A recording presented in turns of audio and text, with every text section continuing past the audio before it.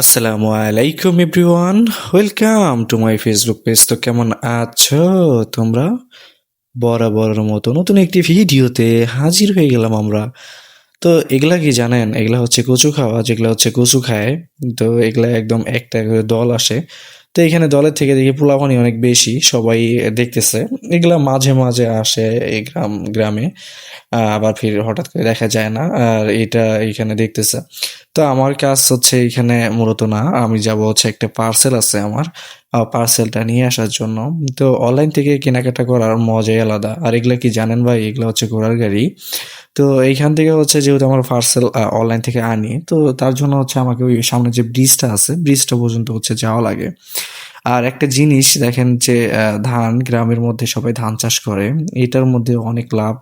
যে ৬ মাসে হচ্ছে ৬ মাস পর পর হচ্ছে ধান গাড়ে, ৬ মাসও লাগে না, ৩ মাস এরকম লাগে ধান হইতে। বাট হচ্ছে আপনার ওই ৩ মাস রাইখে দেওয়া লাগে, এইভাবে যায়। বাট এখানে ইনকাম আছে প্রচুর।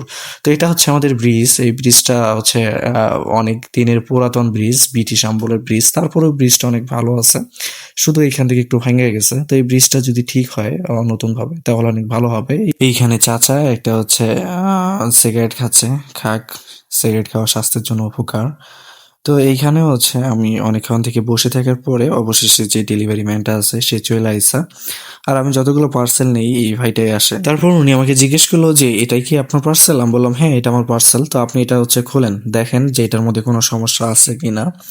অনেক সময় দেখা যায় যে পার্সেলের মধ্যে সমস্যা থাকে। যেমন হচ্ছে আমি এর আগে কয়েকটা পার্সেল নিছিলাম, একটা গেঞ্জি নিছিলাম অবশ্য। তো এখানে নামের অনেকগুলো ভুল ছিল, বাট ওটা আমি তখন দেখিনি। বাসায় না যখন খুলছি, খোলার পর দেখি ভুল। তো তখন আর পার্সেলটা রিটার্ন করা সম্ভব ছিল না। তো এখানে তাকে বললাম যে এটা একটু দেখেন তো সবকিছু ঠিকঠাক আছে কিনা। আর এটা হচ্ছে বই। তো এখানে দেখার বিষয় যে বইটা ঠিকঠাক আছে কি না, আবার হচ্ছে ব্যাটারি নষ্ট হয়ে গেছে। সরিয়া সরিয়াতে অজগর সরিয়া সরিয়াতে আম আমার সোনার কান্দে আগা আর সাজাদু আনতা আরা আমি পাপি ওনাগা বাবা মনি হাত আমি জানকে বলি। এইখানে বইয়ের সবকিছু ঠিকঠাক আছে, একদম বইটা হচ্ছে ভালোভাবে আছে। কিন্তু বইয়ের থেকে এই যে যে একটা আছে না আপনার হচ্ছে প্লাস্টিকের যে কাভারটা, এখানে এটা আমার অনেক ভালো লাগে।